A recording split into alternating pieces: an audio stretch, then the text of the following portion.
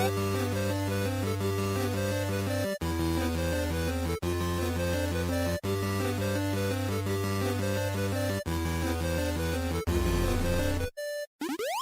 the Friendly Fire Show, episode 183 for September 2021. I am one of your hosts, Steve from Stevivor.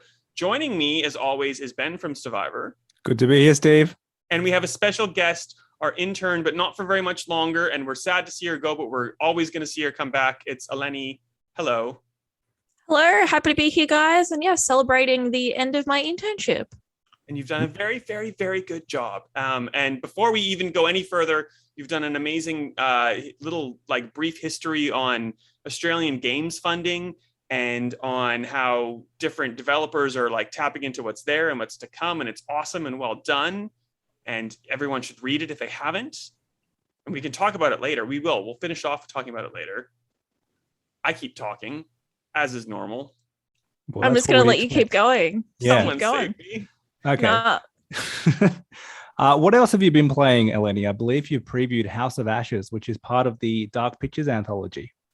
I did, yeah. It was really exciting. I'm a big fan of the series. Until Dawn, which was their first sort of big title, was a huge hit, and I loved it. So really excited for this game and loved getting to preview it.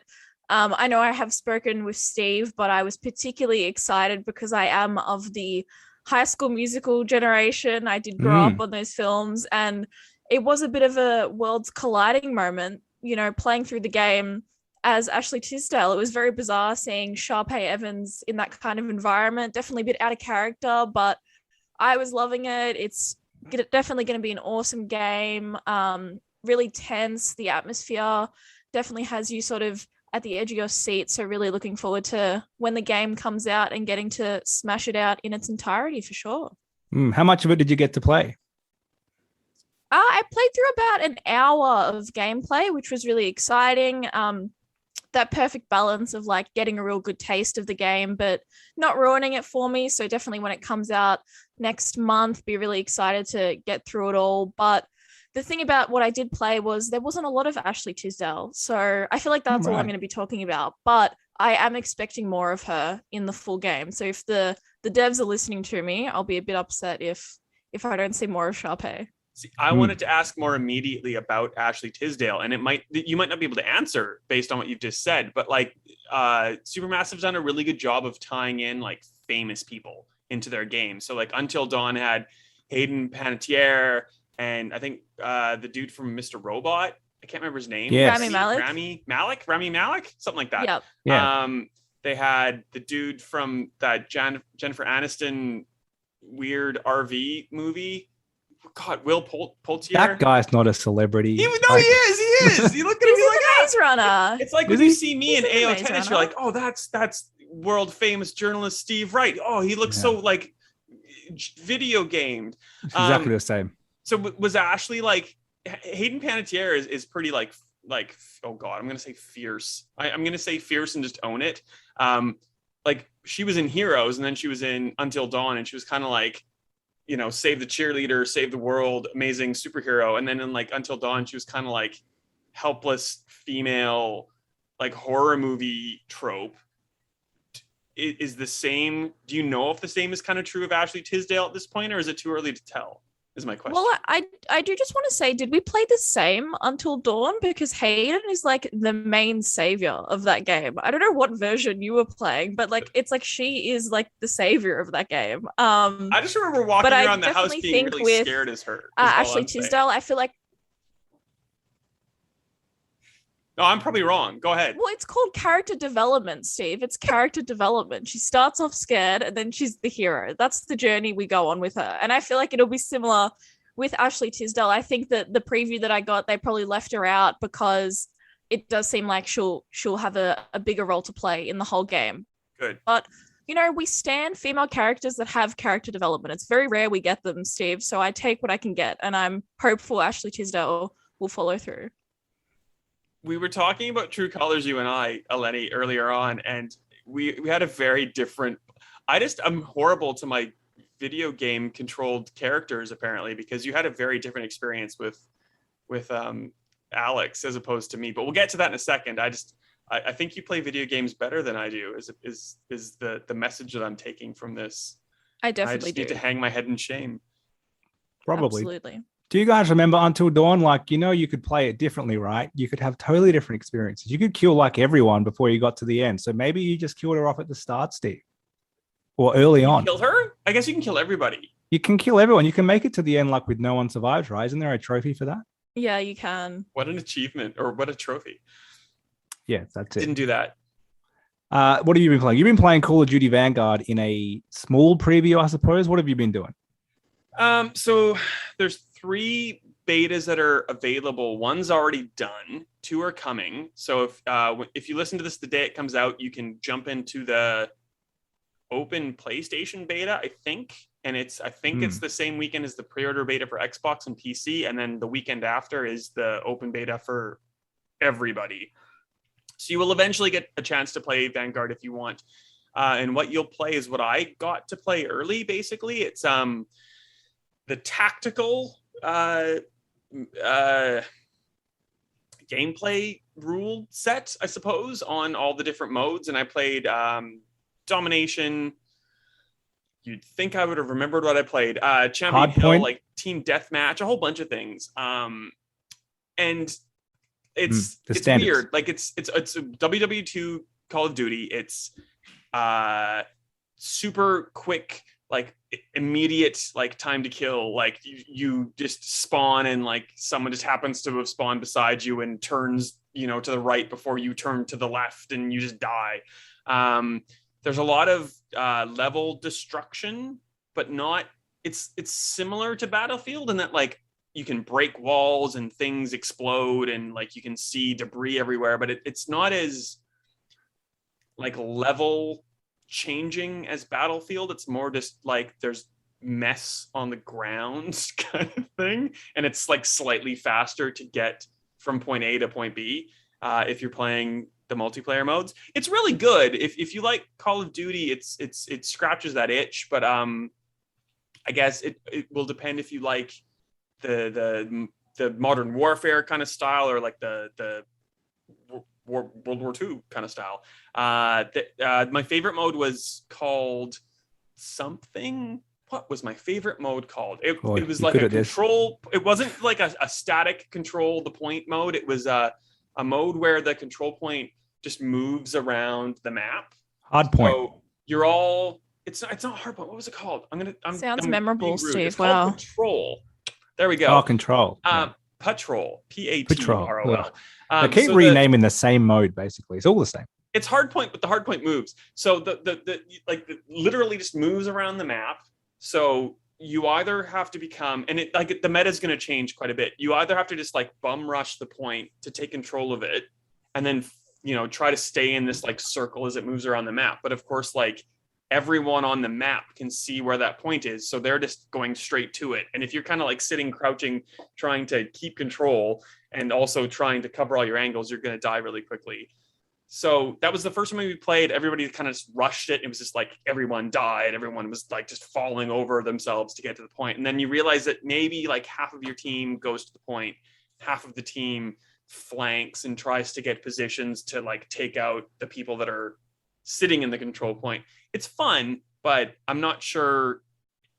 A lot of the modes we played with, there was like the standard half mix of journalists and influencers, and it was kind of like the journalists were trying to maybe play more objective based, and the influencers were just really, really good and just killing everyone, really not paying attention to like collecting the dog tags and kill confirmed. They were just killing people. You know what I mean? You get what I mean? That's how people play COD. So well, it'll be interesting to see how some of those modes play out, if people are actually going to play the objective and try to control the point, or if they're just going to go for like a kill streak because it's kill streaks again. So when you get a kill streak of 10, you get dogs, and like, ooh, dogs. Like, who cares if I'm in control of the point? I have dogs now. It'll be interesting to see. We've not seen anything of this, really. We've not seen anything of Battlefield, but they're coming out relatively soon. So it's a weird year.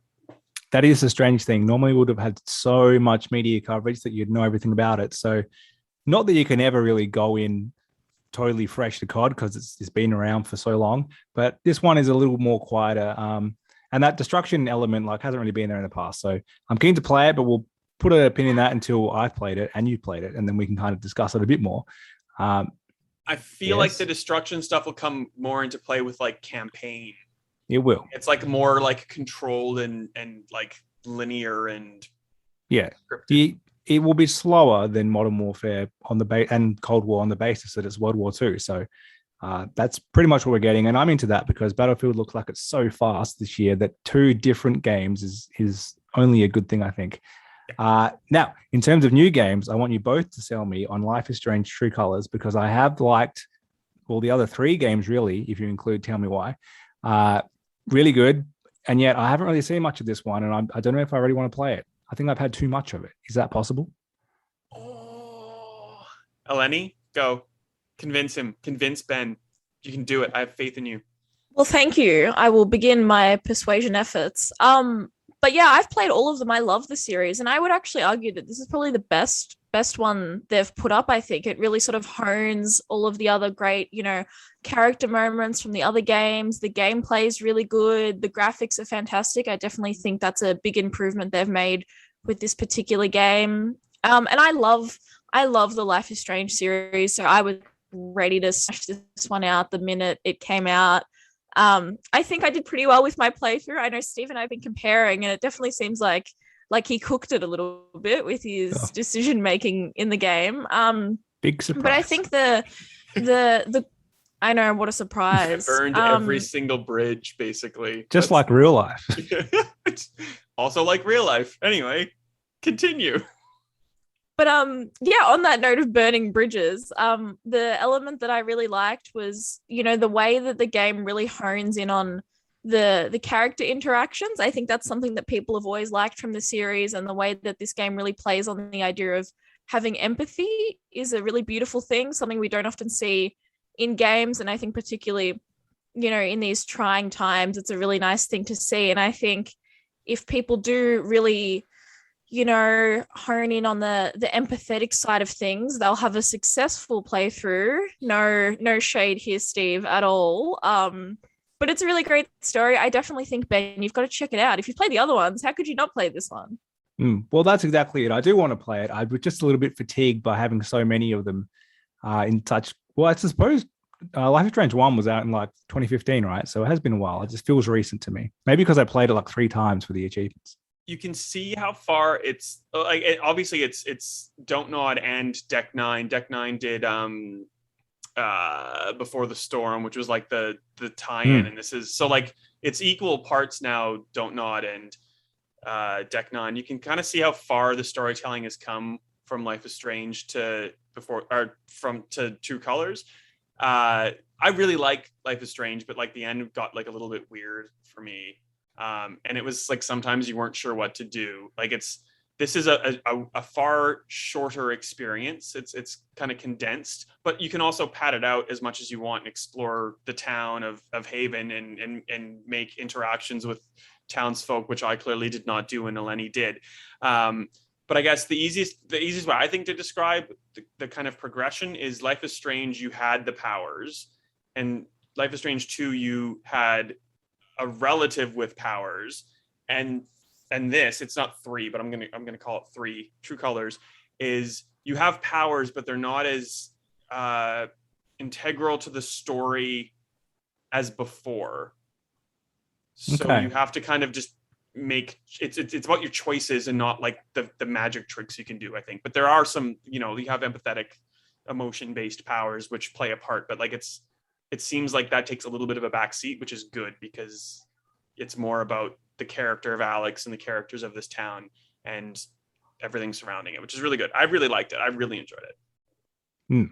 I agree with you. I did find Life is Strange 1, as much as I loved it, the more it got into that, it's about your freaky rewind power, and it's all about that and what's going on with the island, and what, it got a bit too much that way. It was kind of better when it was just that Chloe Max story. And they probably went a bit too far to kind of twist in the end because they felt like they needed it because of how they sold it as that episodic game. They needed to pitch you. They needed to leave on a cliffhanger and make you buy the next episode. Basically, it was what they were going for. Yeah. So what about in terms of structure? Is it still that episodic style, or have they just gone one straight game? I think because like you said, the sort of the previous titles, like the first one, it was that thing if you'd be waiting for the next episode, the cliffhanger.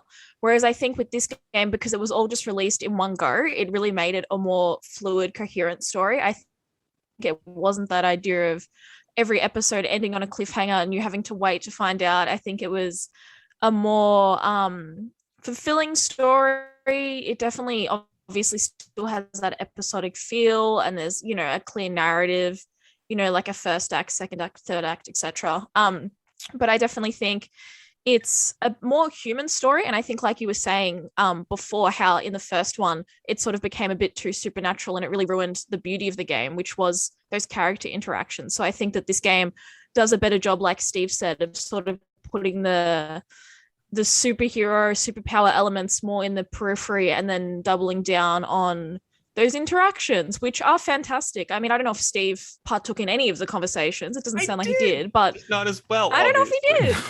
I don't know if he did, but yeah, I think that the structure's a lot more consistent in this title, and it definitely feels like one big package that they had a plan for, which is always nice in a game.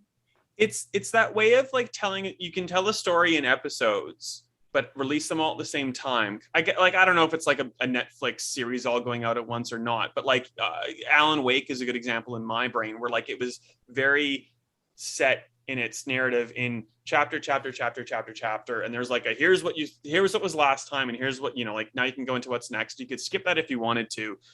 It's like that, and I kind of kept the chapters as this. I'm going to play one chapter a day and just kind of get through it, and there's a very clear endpoint.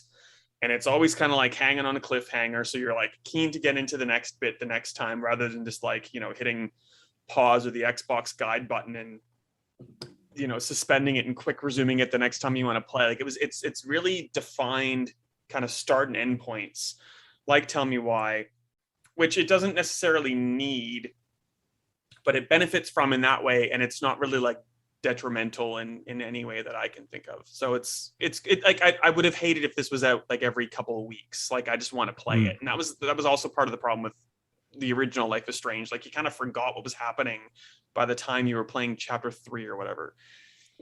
Yeah, because they came out months later, and even they seem to forget sometimes. It kind of was like, did that make sense with what happened like 3 chapters ago? No. But I do agree with you. When you're a time poor old man, basically, you know about this. I like that sense of like you've started something, you hit an endpoint, and you feel like, okay, I spent 2 hours on this on a Saturday, which I found somewhere, and I've achieved something, and I can end it there, as opposed to like a Mass Effect or something which is potentially 100 hours, and you're like, I've achieved nothing. I've just run around a bit, basically. So I do like that. Yeah, that's good. It's definitely worth a play, and it's not very long. It's, I don't know, like maybe 8 hours, maybe 10. I don't know, probably not. Like maybe 1 or 2 hours per chapter, but like that's a good length for me. Like the story is amazing. It has dips and turns and twists. I feel like like the money I spent on it was well invested. Loved it. Great story. And like I wasn't happy with my ending, especially talking to Eleni, and I could go and, you know, like play it again or play bits again to get back to a better point. Is like there's a lot of divergent places anyway. These are all very exciting games, but the big one that's kind of come out of nowhere that I completely ignored because I thought it was going to be, it'll come to Game Pass in a year and I'll just play it then, and it'll probably be a solid 7 out of 10, but it's getting 10s everywhere, is Deathloop. So the first, let's see if I get this right, the first major Xbox exclusive from a studio they bought, which is actually exclusive to PlayStation. Yes. Yeah. Yes. I was going to say Minecraft, but then you said PlayStation. Yeah. So no, that wasn't even exclusive. Never mind. I'm talking out my rectum. Yes, Deathloop by Arcane Leon. It's like it's what is it? It is. Well, you see, I've played 15 minutes, and so I'm pretty well versed in this game. Thank you for saving it. It feels exactly like Dishonored to me so far, and I love Dishonored. I haven't got to any of the death or the loop. Well, a little bit of death. I killed like 3 guys. I only just got a gun. Meets Hades or meets Groundhog Day is, I think, what my brain was trying to get out, but I couldn't spit it out. So you play as Colt. He wakes up one morning, the same morning that he's woken up to for like however many days. He's not sure. He can't quite remember, but he instantly gets talked to in his little earpiece by Juliana, who is in the same spot. She is one of the visionaries of Black Reef Island. She remembers everything. So she has this kind of advantage to Colt. And then Colt finds out there are 7 more of these visionaries scattered amongst the island. And if Colt wants to eventually break out of this loop, the death loop, he has to kill all 8 of the people, including Juliana, to liberate the island, to liberate himself, and to be free. So there's 4 different maps. There's 4 times of day: morning, afternoon, morning, noon, afternoon, and evening. So there's, however, 16 permutations. I can't do math in my head. So there's, those 4 maps, those 4 different times a day, and you have to go to one and kind of like get a clue and figure out that one of the visionaries is here right now, but may, go to a different place. And the goal is to get all 8 people killed across, 4 playthroughs over the course of the one day. And it seems maybe simple, like, oh, I'll just go here and here and here and here. No, it's far more complex than that. You have to jump back and forth. You have to keep looping in your day and figure out this and that and everything and figure it out, which is very compelling. If you're a fan of Dishonored, you will absolutely love this game. I will never get rid of the blink power, which it's not called blink in this game, but it's essentially blink. It's like the little teleport to the other place thing. I'm concerned that a lot of people who will play this won't finish it because it is a little bit like too much, maybe, if you have to, piece all the clues together. And Arcane has tried to like prevent you from like saying, oh, hey, Ben, the door code for this, door, this safe is 0452. Like they're all randomized on your specific playthrough. So like you have to put in the legwork. But then that maybe doesn't matter because it's kind of just about going and like mucking around in the sandbox as well, and like finding a little cool weapon, or like, like figuring out that there's a man in a cannon somewhere, and if you press the button you can fire him off into like the clouds, which I've done. It's really cool. I'm not telling you where or when.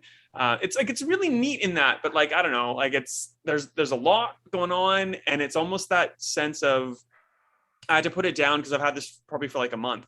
I had to put it down to do Call of Duty and to do whatever else. And like, I jumped back in after 4 or 5 days and I'm like, I have no idea what's happening anymore. And it's like, when you go back to a game, like 3 or 4 months later, when there's new DLC and you're like, I forget how to jump or shoot or lock on this thing, or how to like, you have to relearn the game basically. So it's, if you want to do it, you kind of have to like settle in, I think is the way to go about it. Did I do a horrible job of explaining everything? Probably.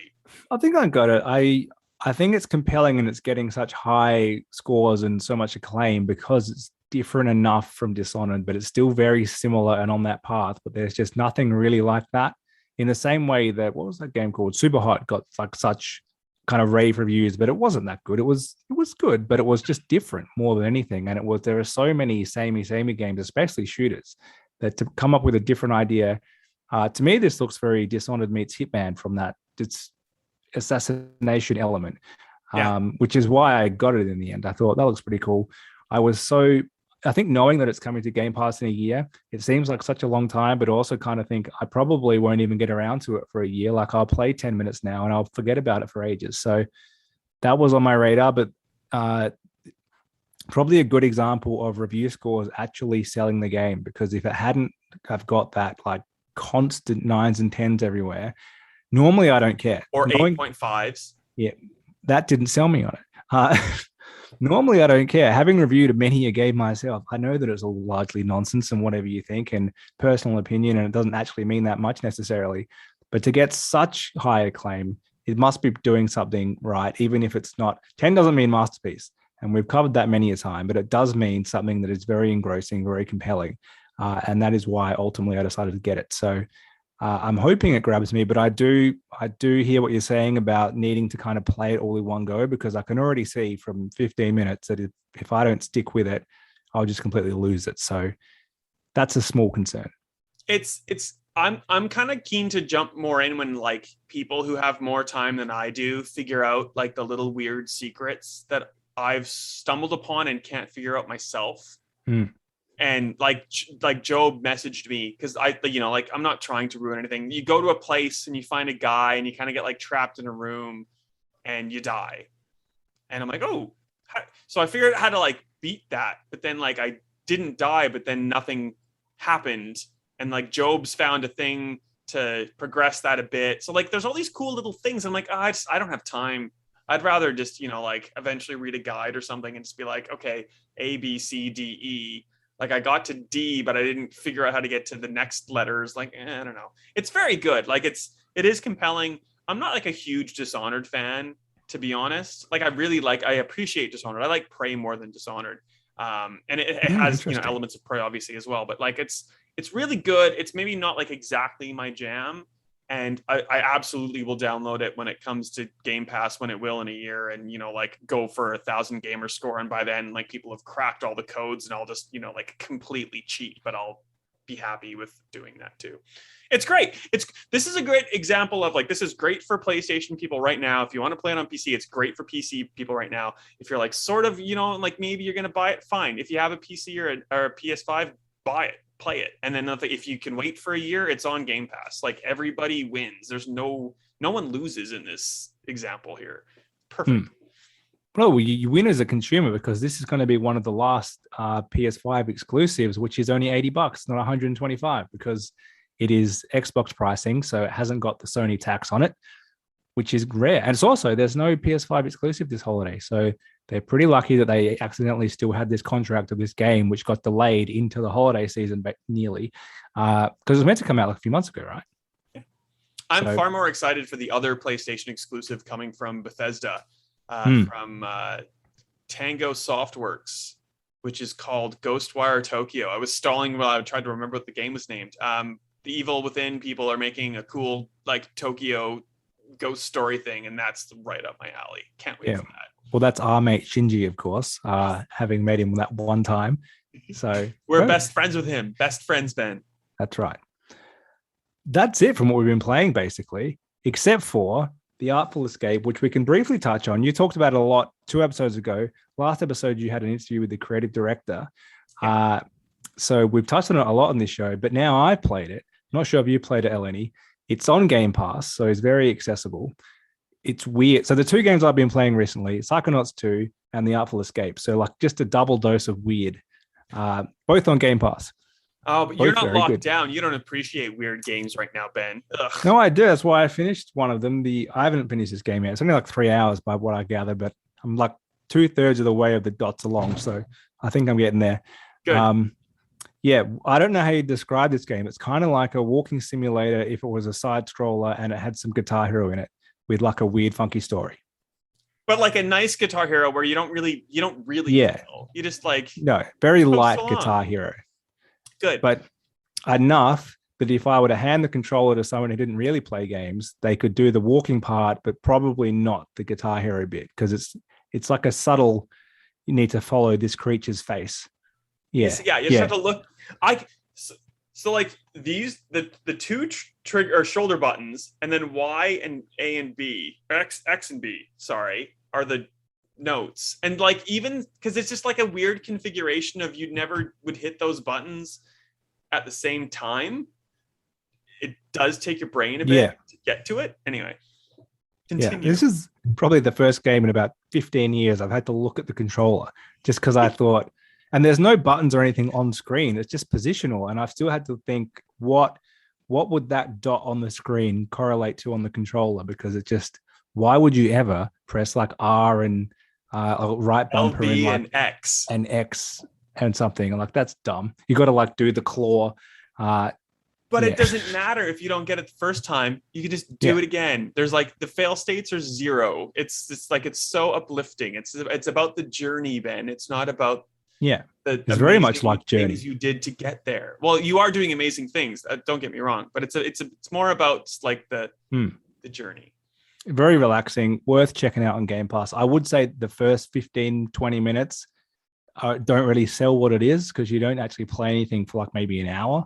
And I was initially like, what is this game? But if you get through that, and that is classic Game Pass mentality, if it doesn't grab me in the first 12 minutes, like 12 minutes didn't do, I'm normally out, but I stuck with it and it's pretty good. So I do encourage everyone to go back and listen to Johnny Galvatron, who is the most amazing person in the world. But like the very first time I saw the opening of The Artful Escape, it was Johnny walking us through it. He was just like playing the game and like talking about it. So the whole time that you're talking about like, oh, this is kind of slow, he's like, oh, there's a squirrel. And like, it was just like, oh, this is great. And it's just like that his charismatic, optimistic nature is like very, he didn't want to admit it, but like he is equal parts a character called Lightman and a character called Francis, who is the lead character. And it's just like, it's joyful. It's just so good. Just like let it wash over you and just, you know, like spend 4 or 5 hours just like having a good time. And it's the best. I can't say enough good things about The Artful Escape. Sounds great. Now, time for our usual segment, This Week in Delays, because this week we have had many delays. Was it only last episode or the one before we said there's no delays? Like maybe they've stopped. They couldn't possibly delay anymore. There's already been like 40 delays this year. And now we've had like 20, feels Do you know what happened? I started assigning review games to people for October and November, and then like everything got pushed back. And it's like, well, all of those best laid plans are gone. The biggest one is probably, thankfully, the shortest delay. It's Battlefield 2042, which is now a November game as opposed to an October game. Small delay, but I actually heard a rumor that was going to be delayed until early next year, which didn't happen. When I heard that, I thought there was something else that got delayed. Dying Light 2 got delayed into next year, and I thought, oh, whoever started that rumor mixed them up. And then the next day, Battlefield did get delayed. So it could be something in that, potentially not. The Battlefield comments were like, oh, we thought we'd be back in the office and we were going to hit it, so now we're going to delay it a month. It's like, so when they went into the office, were you just going to like make them crunch for a little while to like hit that date? Like, it's just that weird, like, I can't help but try to read between the lines, and I hope I'm reading between the lines too much, but like I feel like I'm not wrong. Does that make sense? Yeah, I wouldn't surprise me if it did get delayed again, and now it's delayed. Like it had that nice jump on COD, which it was missing in action for so long, and now that it's delayed like just after it, I think not ideal. And people probably pick one or the other now. They won't go for both. So yeah, probably disappointing for EA for that. What else do we got? Eleni, are you a Sherlock Holmes fan? They're actually pretty good. The Frogwares games. No, I can't say I am.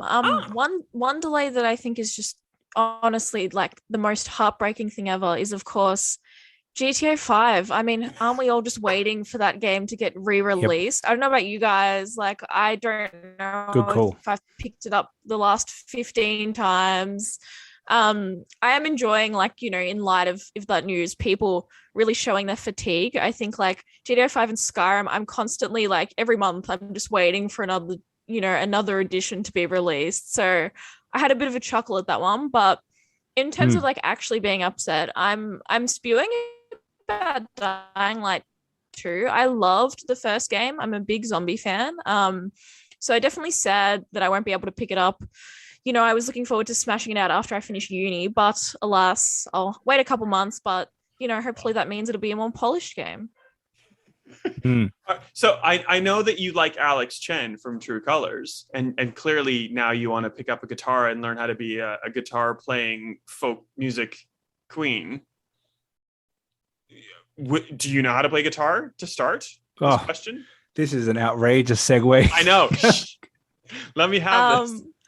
I mean, I do actually know how to play a little bit. Why could you benefit from playing guitar better from some sort of instructional tool? I definitely think I could. What can you'll recommend? have to wait, Eleni, in the longest strung bow ever, Rocksmith Plus, which was supposed to come out on like everything from Ubisoft. It was like a subscription-based thing that we don't know much about yet, to be honest, is now coming out in 2022. So you're going to have to wait until next year. You're going to have graduated. You have played Dying Light by this point. You probably have played Grand Theft Auto by this point, and then you can learn how to play guitar better. So there's that. It's weird that things are getting delayed before we even know anything about them. Rocksmith is actually great, by the way. If you played the 2014 one, which they stupidly named Rocksmith 2014, you can learn how to play guitar from that. So I Do you think need it's a peripheral or like a guitar? So, well, yeah, you need a guitar. Otherwise, you're not going to learn how to play guitar. But for that one, you needed a cable that plugged into your guitar, and then you plugged it in via USB to the console. I think this one uses your phone or something just to pick up whatever you're doing. So you can use acoustic guitar, bass, whatever. Yeah. So that's easier potentially. But yeah, it's good. What did we go over? Yeah, Dying Light 2 is the one I want to go back to because I saw that at E3 2019. I'm getting serious cyberpunk vibes here because the way it was shown. So 2019, the last E3, what we talked about how dud it was basically. But they did still have like the media only rooms upstairs, a really cool hands-off previews that you don't get in the downstairs real E3. You just get what the cyberpunk presentations were. You'd have someone play through for 40 minutes and they kind of show you how cool this game is, how amazing it is. They followed exactly the same script. And now it's following the same, like 2 years later delay. It's not quite ready. I'm not saying it's going to be the same, but I hope that it's more polished and ready to go because, it got so hyped up when it was shown off. It looked so good.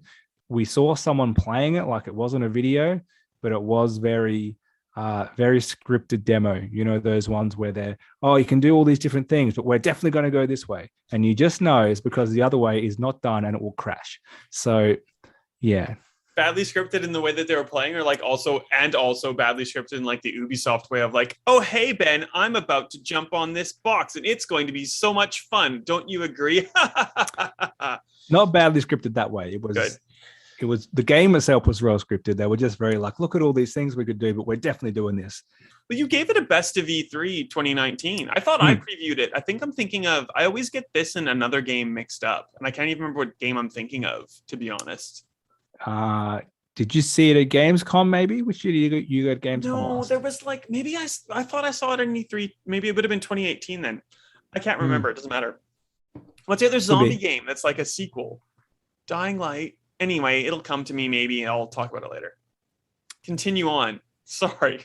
No, that's it. Completely derailing the conversation. I hope it's good. I'm not saying it's going to be Cyberpunk not ready to go, but I do think based on what happened with that, it needs to launch well. It can't launch in a Bethesda style. It's dodgy now, but it will come good eventually. It needs to be. But actually, Bethesda did a good job here with Deathloop. That was a bad example. I'm just thinking of Fallout 76. Yeah.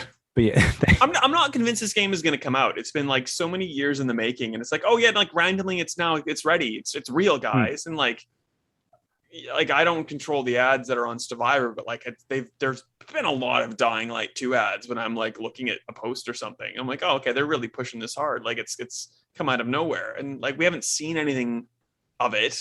We've seen a couple like really stylized trailers, and now it's getting delayed.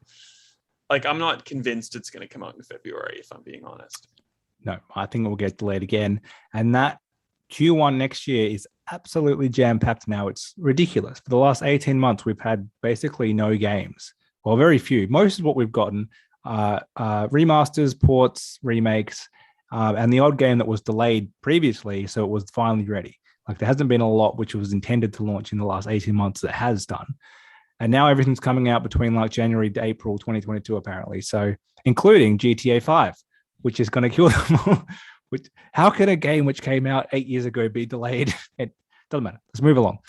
I remember the game that I was thinking of just randomly, but I don't remember the number. It was a Dead Island game.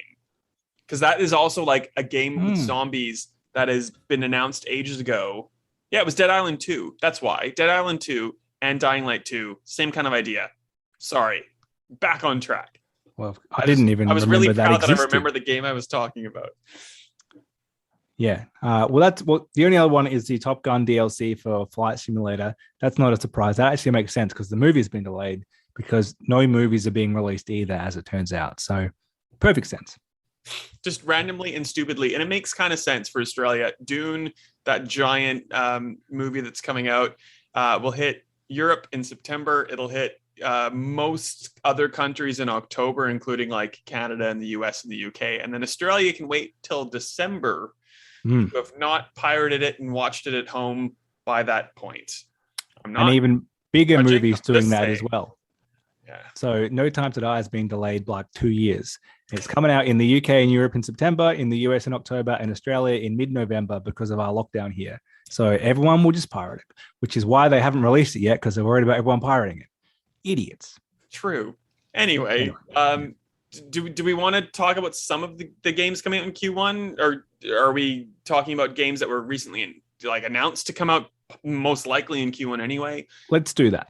All right. Well, the ones that we know recently, well, this is kind of like a fast fire round. If you want to talk about something, please interrupt me, and I'm going to interrupt myself basically if you don't. This first one, because Remedy finally confirmed that we get Alan Wake remastered on the 5th of October, and it's the best thing in the world, and I cannot wait. How many other people in this room love this game and want to keep writing for the website if they don't answer correctly? Well, Eleni is shaking her head, so I think she's never even heard of this game. It came out a long nice time to have ago. you as an intern, Eleni. See you later. Have you heard of this game? It's so good. Do you like Control? I've heard of it. How young do you guys think I am? Jeez. I know. I've just never played them, that's all. But I mean, if it means I get to keep writing for Stevivor, then yes, it's my favorite game. I'm eagerly anticipating its release. Don't ever feel like you need to like something that I like. But if you like Control, or if you haven't had a chance to play it because it's too old, this is exactly the perfect chance to do it. It's like $30 US. I don't know if we have Australian pricing yet. It's Remedy, so it's that weird, quirky, just stupid, insane thinking with some really tight gameplay. And Alan Wake is Eleni, sorry, I started talking now and Ben's just rolling his eyes, but Ben's heard this before. Alan Wake got me into Twin Peaks, which got me into David Lynch, which got me into just the weirdest shit ever. It's a crazy.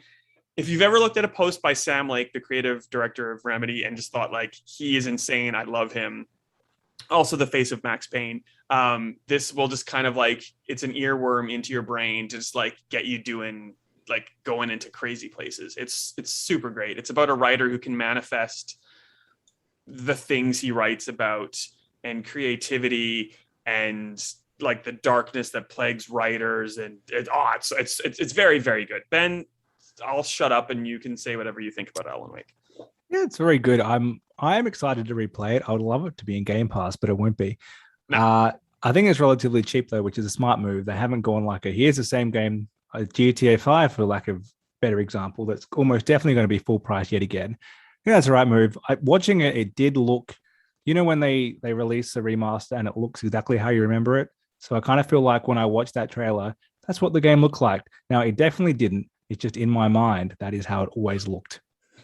Well, it's out on PC, so it's got a bit of a glow up from that. It's also a back compat game from 360 that's on Series X that benefits from auto HDR and stuff. So it looks better than it used to. But I get probably yes, that is valid. If you played it on Xbox 360 and you're well, why am I going to buy this again? It's just the same game with the same achievements. Well, to me, that's already the answer. But I think the bigger story out of this is that this is the first time that Alan Wake is going to go to PlayStation.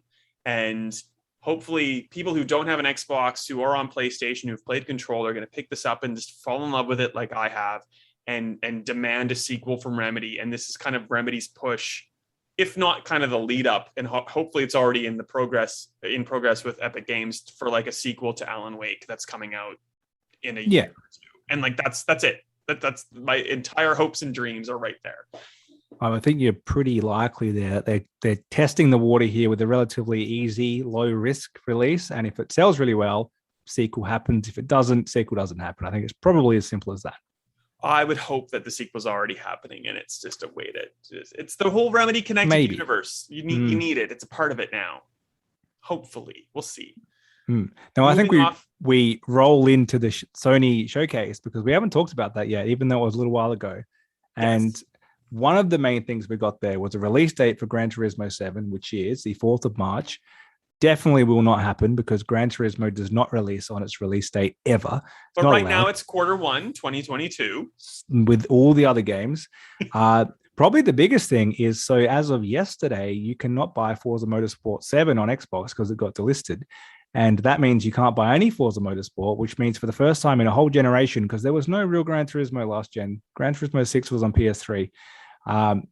The motorsport, I mean, I'm not really that into it, but it's a big genre, and Xbox doesn't have one. PlayStation will have one. So if Gran Turismo was ever going to win back those people, this is its one chance, and I guarantee you it will be delayed at least a year.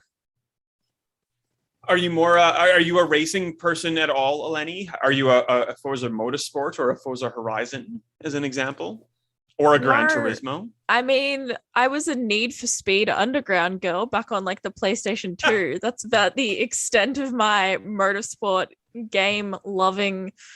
But I mean, people love them. Yeah, like it's a really big genre, but it's just something that I've never really had the time to get into. It's going to be like, if you have Game Pass, you can get Horizon 3, but I don't actually think you can anymore. No, that's delisted. That was the Australian one. Oh, no. You can get Horizon 4. It's the UK. It's not as good, obviously, because you can't see the 12 Apostles, but still equally a fun combo of racing, but not technical racing. Yeah, it's more of your Need for Speed in an open world, basically. But there's like a big niche, like you were saying, for like a technical racer, and Gran Turismo was going to be that. But it still will be that. Like, we're assuming like it's going to get delayed already. It might not get delayed. It's coming in March, as far as we know. Well, perfect. GT owned the genre on the PS2. It did pretty well, but it got competition on the PS3, and then they just stopped releasing them on the PS4 because that dodgy one they released there didn't really count. So, very strange. What else did we get from this showcase? We had, well, let's do the small ones first. We had a release date for Tiny Tina's Wonderland. Yes. Why? That's too hard for me to say. Which is the 25th of March. It's like a Borderlands spinoff with Ashley Birch and the dude from Brooklyn 911, whose name SNL, Andy Sandberg, and other people. Like, it's a Borderlands thing, so I'm like, I don't care. But maybe you guys like it better or not. I don't know. Looks rubbish to me. You tell me. Okay, good. Not funny. And then like the big news, I guess. Well, let's do the non-first party news first. The big, well, we'll do some first party news in that, like, this is a non-story to me, really. Uncharted is heading to PC, I think, for the first time. Am I wrong? Yes. With Uncharted 4, A Thief's End, and Uncharted The Lost Legacy, which I did one of those reviews. You did the other, Ben. Like, they're good games. Yeah. They're very good. Or would you have gone like back to like Uncharted 1 if you're going to? I thought they did. Didn't they? Aren't they putting all of them on there, or did I misread that? Oh, maybe I got it wrong. I thought it was. I don't actually know. I think it's just for Lost Legacy. Maybe because the of newer assets ones and how they've been developed or something. Well, they're also coming to PS5, so. Oh yeah, that too. Another double dip. I'll probably play them again for the trophies. Uncharted 4 is one of those games that I look back on. I think I gave it a 9.5, and I wish I'd given it a 10 now that I'm more mellowed out, and I think it probably did deserve it. Lost Legacy is, I mean, it was a spin-off, so it's not as good. It's a lot shorter, but it's still good and worth playing. But yeah, it's a big deal from the fact that Sony this is their biggest franchise still, and they're putting it on PC. So this pretty much tells you that everything Sony is now going to go PC as well. Very good. And this is technically a Sony. Well, it's Sony, at least PS5 launch console exclusive. Star Wars: The Knights of the Old Republic, which was a BioWare game, which is only on PC. Was it on console? Yeah. I don't know. Yeah. Oh, Steve, this was a big Xbox. This is the reason to own an original Xbox. Like, it was an Xbox exclusive. So remember Star Trek guy. I don't care about this. Oh, I didn't actually have an Xbox. I care about this from the point of view. Remember when Tomb Raider went 1 year exclusive on Xbox, and everyone lost their freaking mind because it was a PlayStation franchise that was now exclusive to Xbox. The same thing is happening here. People should be furious if you're going to be somewhat impartial about this and wanting a franchise to stay where its origins were, because it was like a huge deal of like a game which couldn't run on PS2. It needed the power of Xbox. And yeah, I never actually played it until recently. Like, there's a back compat version if you'd like to play it that runs in 4K on Series X, and it's very 3 generations ago, but it does look good, upscaled. Well, I might, because the only thing with this one is it's not by BioWare. The same team who did Mass Effect did Knights of the Old Republic. They're out. This is Aspire Media, who did God, what have they done recently? A lot of ports. They've done heaps of ports of old Star Wars games. Like, that's what they seem to do. And something else, which was still kind of like a port. So they've done nothing of their own volition. And they're like, oh, we've got some people from BioWare. We're going to do it. like, I don't know, like if it was BioWare doing a remake or a remaster almost to the same, in the same vein as Mass Effect Legendary Edition, yep, cool, great. If it's like a different company, like kind of remaking the game, like, okay, hopefully it's good. And if not, I can wait a year and play it on Xbox, I guess. Who knows? Well, yeah, it's a full remake, so they're going Final Fantasy VII style, and it's not that much older than Final Fantasy VII. Like, it came out in 2001 or something like that. So, it probably does need the full remake. I think you're right that coming from a different developer who's not known for making games, they're known for, as you say, ports and remastering stuff. So a full remake is a different task, but they should be up for it. Like, it seems like they can do it. What have you found? The last thing they did was Stubbs the Zombie, but it wasn't a remake. It was just like a remaster. So, yeah. What was the second last thing? Oh, you don't have that. So you had a list of all games. Ports. They did Civ 6 Mobile. They did a lot of ports. I don't have a lot of faith. Like, and maybe it's misunderstood. Maybe I'm not giving them enough credit. Maybe they're gonna smash this, and I hope they do, because there's a lot of Star Wars KOTOR fans who are gonna be like super keen for this. I hope they can deliver the goods, basically, at this point. I'm not convinced.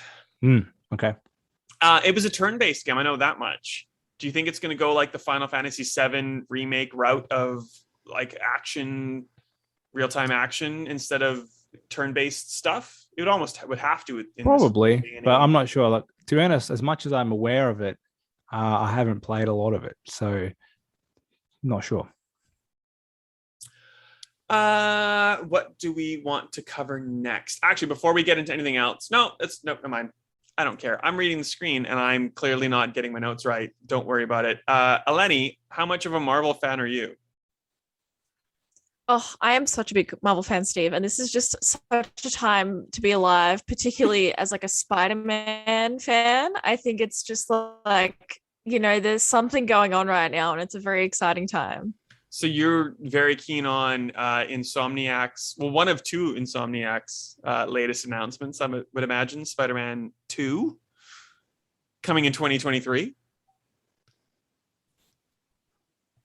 I think we've lost Eleni. I'm stalling for time. Oh, she's back. Classic Zoom. I'm back. Internet. We have technical difficulties. I was just getting really hyped to talk about Spider-Man. She was shrieking at such a high pitch you couldn't actually hear her noise. It was just like, it was lost out of audio, and now she's back and she can talk all about Spider-Man 2. Hopefully. Correct. I'm very, very excited for Spider-Man 2. I think the games have been really awesome. What we're seeing, I think, Spider-Man games have a bit of a iffy history. I've always loved them, but I think, reflecting, some of them haven't been perfect, but I think Insomniac putting them in a great direction. This one looks awesome. Obviously, Venom is a really exciting addition. All I want is like playable Venom, I think, is like, would be the next step. Like, the idea of playing as Peter Parker, Miles Morales, and Venom would be awesome. So that's a very exciting, hopeful thing for me. But I was actually more excited about the announcement of a Wolverine game. I think it's a really interesting prospect, particularly when they were sort of talking about it having a more mature theme. I got really excited because I was getting, from that brief snippet we got, I was really getting sort of old man Logan vibes, which would be a really cool, direction for the game to go in. I was automatically sort of getting this idea of a bit of a like God of War-esque game. I think like the hack and slash of what a Wolverine game could be would be very sort of similar to the way Kratos sort of just mows through enemies in God of War. So even though I'm a huge Spider-Man fan, I think it was Wolverine that got me most excited, to be honest. There are so many things to talk about, and I'm gonna throw. Sorry, I just took over. Ben, like, it's weird. Steve's talking. Who knew? I'm gonna throw to you with a question. Moving to Wolverine, we'll get back to Spider-Man. I'm not worried about Insomniac doing a Wolverine game, but like Eleni's saying, it seems like more kind of suited to like a Santa Monica, like lumbering guy who can take a lot of damage and just regenerate kind of thing. And Insomniac's really, for Ratchet and for Spider-Man, known for like, and Sunset Overdrive, like for flying around a world and like just doing crazy things.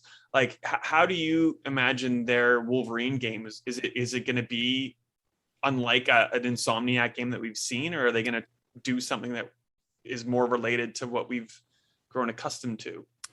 I think it will be different. I think they're going for the Naughty Dog break away from what they're known for. So they obviously went Crash, very platformy, colorful, family-friendly orientated, to Uncharted, which was a great series, still is, but it was that kind of Indiana Jones inspired, still family-friendly, colorful, a lot of murdering, but kind of like fun murdering, in the fact that you mow down the goons. It's no, who cares about them?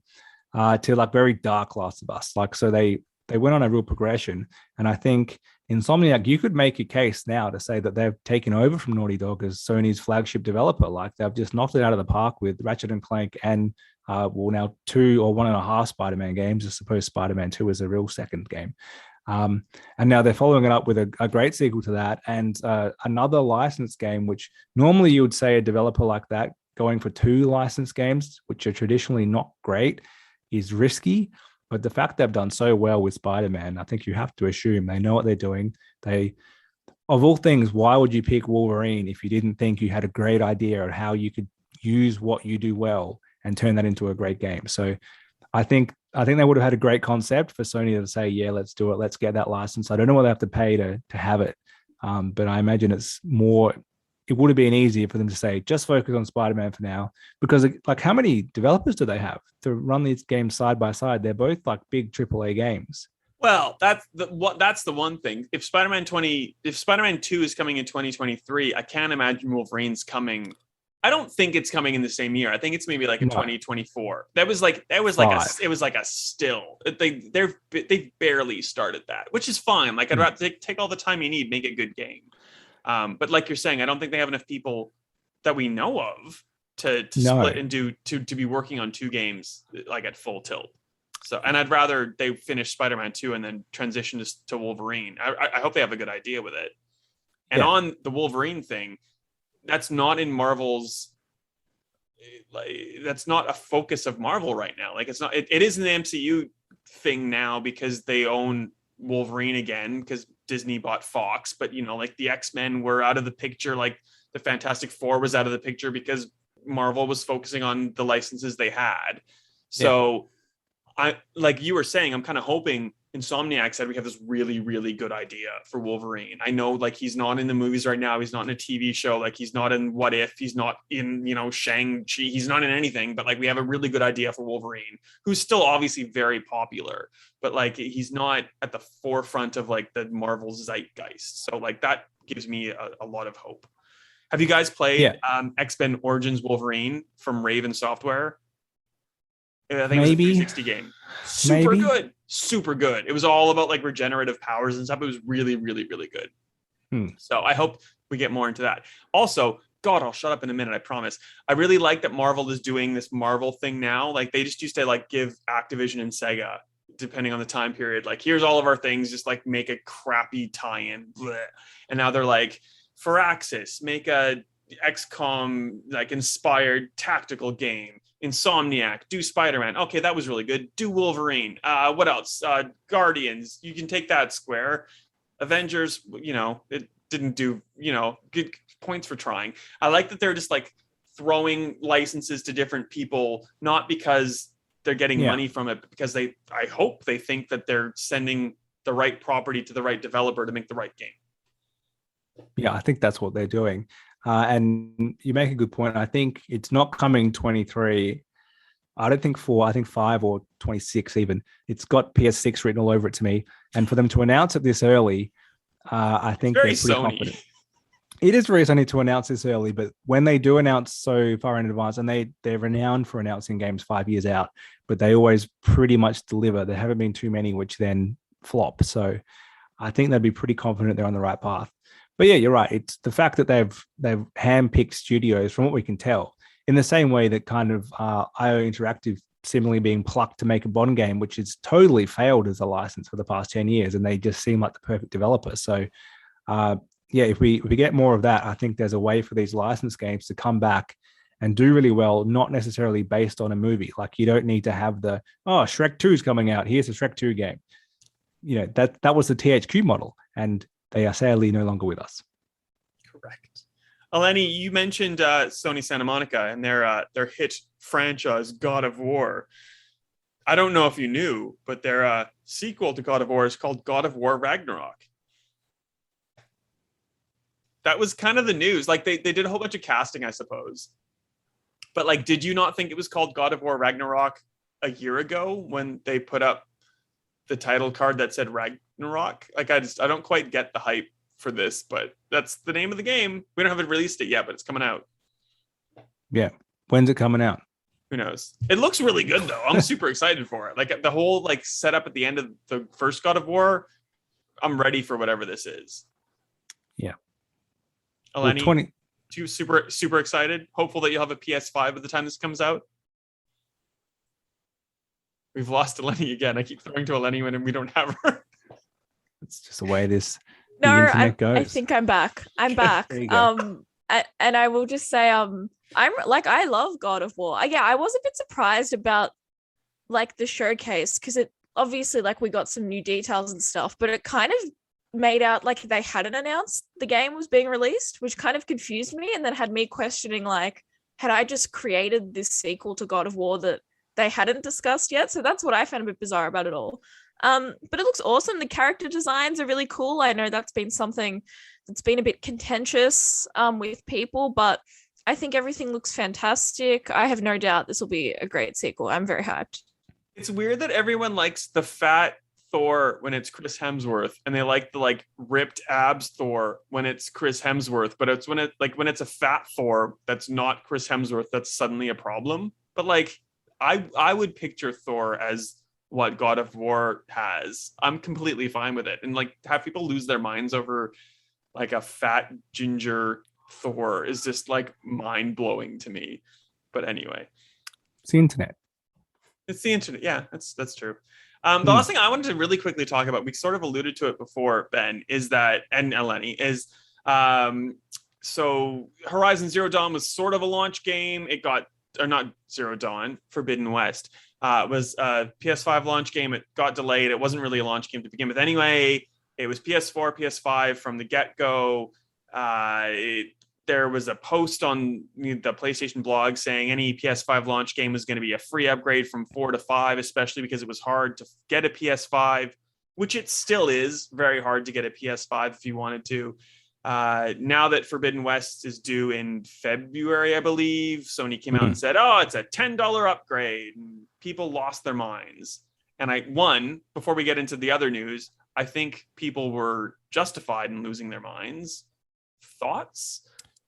Yeah, absolutely. It was ridiculous. And a rare example of people complaining and something being changed. Like, I think the backlash was enough for them to change it. And I'd forgotten they said that, but it's the obvious thing to do. Like, it's really just punishing people for Sony's own problem, which is a great problem in that they're selling too many consoles to be able to have enough for everyone to get it. So it didn't make any sense. This would be a tiny financial gain, right? If they had done that for people who bought it on PS4, then a year later decided, you know what, I'm going to play it again on my PS5 I've finally gotten. Like, you get minimal money. Much better to have the goodwill. And I wouldn't even do that. Like, I've already played a last gen game. I don't need to play it again. But if I did get a free upgrade and I got a new console and there's barely any games for it anyway, probably would check it out. So I can't see any logic behind doing that. So Sony's obviously backpedaled on this specific instance. They've said Forbidden West is not going to be a $10 upgrade from PS4 to PS5. You buy it once, you get it on both. But like any future cross PS games, first party, are going to have a $10 fee to go from PS4 to PS5. It's a weird state right now, Eleni. So we have like the likes of a Far Cry 6, which you buy it on any platform and it's the same price, and you get it across generations, PS4 to PS5 or Xbox to Xbox Series, whatever.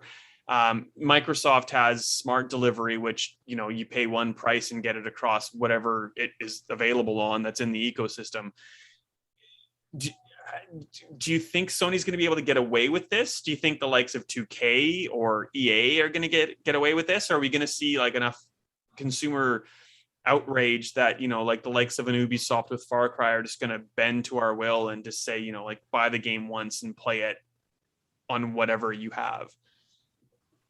Well, I think the thing that I hate, and I also know this about myself, is thing with like games like this is the developers also know they really have all the power. You know, like people will and about it and they'll complain, but at the end of the day, like they have such loyal fan bases that people will kind of do whatever. I think I can't ever picture a big title like this having a mass boycott for something like that. I mean, it makes me sad personally, like as a poor uni student, like it's just like, can they not just like keep me in mind? You know, like I can't do this. I can't even like afford the new consoles. So like, come on, guys. But I think it's that thing of, you know, people always voice their outrage, but at the end of the day, I can't really picture people turning around and saying, oh, in that case, I'm not going to buy the game. I think it's, you know, a lot of barking and not a lot of bite to it. Like the boycott Modern Warfare thing. Was it Modern Warfare? I think on Steam, where like everybody was in the boycott Modern Warfare group and they were all playing Modern Warfare the day it came out. Like if you looked at their anyway. I can tell you why they're doing this from having to look. I've looked up the RRPs. We're talking Australian dollars. So the Australian upgrade fee is $15. Sneakily, PS4 RRPs have just gone up to 110. And that's so to buy Horizon on PS4, 110, to buy it on PS5, 125. $15 upgrade, 125 to get the PS5 version, even if you bought PS4. What they're trying to do is stop you buying on PS4 for slightly cheaper. Simple as that. Yeah, but and that's fine if there was like an abundance of PS5. Well, that's not fine, but it would be finer if there were an abundance of PS5s about where you could just get a new console and just go to PS5. But like there are people in this country who want to and would drop the money down like sight unseen, like instantly, but just can't, like literally cannot. There's not enough stock to meet demand. And that's what makes it garbage, in my opinion. I still think it's garbage. I think putting their prices up to $125 is ridiculous. So anyway, but we've talked about this before. Sony's the market leader. They can do what they want. They don't need to do anything consumer friendly because they're just going to win anyway. And 2K sucks as well. They know you're going to buy NBA, you know, and you pay extra to get it on both. And EA's just the same with FIFA and NHL, which I know no one cares about, but I do. If you want if you're in a position where you're like, you almost have a new console, but you can't quite get it yet, and you want to play NHL on the day it comes out, you got to spend an extra $10 or $20 to get the cross-platform version, rather than just like buying it on Xbox One and taking it to Xbox Series X when you're done. I guess you still could with back compat, but also like you want to take advantage of your new console. So it's just predatory. It's gross. I hate it. Blech. And on that note, great. Yeah. End on something more positive.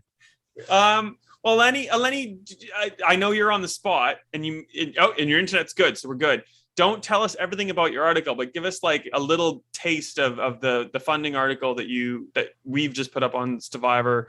And there's another one coming, which we will keep that completely shrouded in mystery, but give us a small taste of what your article covers, and also how we can find out more about what you're doing and stuff on the internet. Well, I don't really have much of an internet presence, and I feel like you've asked me this before, and I was on the spot. That's true. Again, just go to Stevivor and read all the Eleni's articles really on Stevivor, and then have much to say. Go to Stevivor, read Eleni's articles. What's the funding article about? There we go. Bam. I fixed Beautiful. It. That was much better. Very nice. But yes, the funding article. It was a really cool piece. Really interesting to chat to some sort of local Aussie developers and really get an insight into, you know, the way games are made in Australia. Because I think a lot of the time when we think of gaming development, you know, we think of the US, we think of Japan, we think of the UK. So it was really cool to definitely highlight the success of those local developers, but then also look at the support they get. You know, there's a lot more support that's going to be brought in the coming year. But even just looking now, it's great to see, you know, organizations like Screen Queensland and Film Victoria doing their part to support local game development. And I think it's cool to see where that started off with, and then to see how it's going to grow, because it's definitely going to grow and keep growing. So it's nice to also highlight those organizations who have been doing their part from the get-go, rather than the ones that are going to eventually jump on the bandwagon. Yeah, I think you did a really good job of kind of summarizing what has happened, what is coming up, and even like a critique of why that may or may not be far enough. So you did a very good job. Well done. It's been like an absolute pleasure to have you on as an intern. I'm sure it's not going to just be as an intern, and we'll see you again. And you're always welcome on the podcast too. Ben, you're fired though, so too bad. Finally. Good. Great. While you're still around, what can we look forward to, or to whatever from you on the internet? I don't know. You know how Nothing. to do this. I got nothing coming up for a long time. I don't know. I'll be back at some point probably. FIFA, maybe. Oh yeah. You do FIFA. You know how football, soccer works. What's it called? Soccer, football. I know how FIFA works, so that's the main thing. Great. You can catch me on Twitter, Ben_Salter. Where do we find you, Steve? I am just at my desk. I'm here. I live here. Poor Matt. They have to wear F95 masks or whatever now at the hospital, like 24/7. So like I'm just sitting at my desk, just chilling out, having a good time. We're gonna end on a positive note. And so you can find S-Wright on the internet, and if you want help with Life is Strange True Colors, I don't tell you how to ruin every friendship in the game, but I do show you all the collectibles and stuff, so you can get all the achievements or trophies. That's a good thing. Do that. Perfect. You know what that'll do? See ya. Bye.